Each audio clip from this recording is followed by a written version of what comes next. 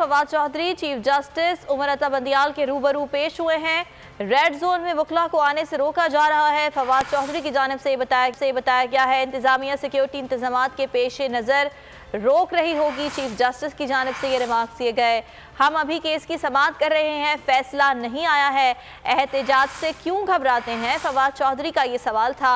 हम किसी बात से नहीं घबराते, चीफ जस्टिस की जानिब से ये जवाब दिया गया। अकील अहमद हमारे नुमाइंदे हमारे साथ मौजूद है। मजीद क्या मुकालमा हुआ दोनों के दरमियान जान लेते हैं। जी अकील।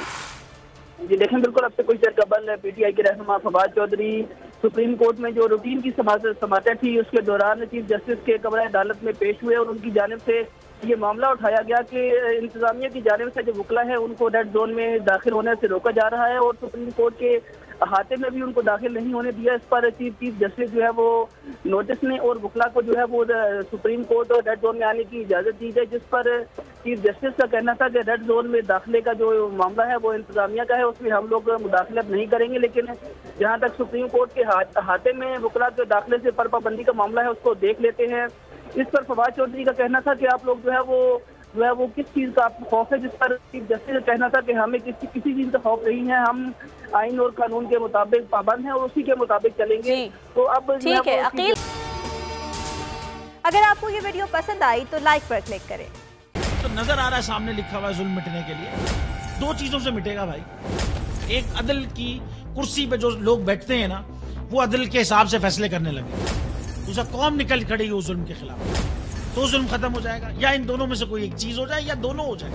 अगर 420 का मुकदमा था उस वक्त अदलिया में जो लोग बैठे हुए केस देख रहे थे वो पूछते ना यार चीट हुआ कौन है,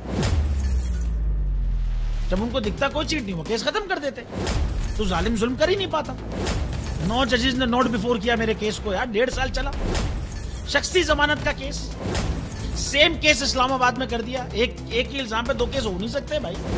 मतलब 60 दिन का वक्त होता है, 102 दिन के बाद मैं जीत गया, केस बरी हो गया, 102 दिन के बाद अपील फाइल की, एक्सेप्ट कर ली। नहीं करते ना एक्सेप्ट, खत्म हो जाता ना जुल्म यार। भरी अदालत में मुझे बरी कर दिया, फिर पता नहीं क्या हुआ 2.5 घंटे बाद का नोट बिफोर, मैं नहीं सुनता ये केस। खड़े रहते अपने फैसले पे, मिट जाता जुल्म। अल्लाह ताला ने बिठाया इस इन कुर्सियों पे इनको यार, ये अल्लाह ताला की तरफ से फैसले करने हैं। तो या तो ये फैसले आएंगे जुल्म मिट जाएगा, या कौम खड़ी हो जाएगी जुल्म के खिलाफ। रहमत का महीना आ गया है, बख्शिश का सफीना आ गया है। होगी मुलाकात उलमाए दीन से, जो देंगे इत्तेहादे बैनुल मसालिकीन का दर्स। जिक्र होगा अंबियाए कराम, रमजान की स्पेशल ट्रांसमिशन रमजान में।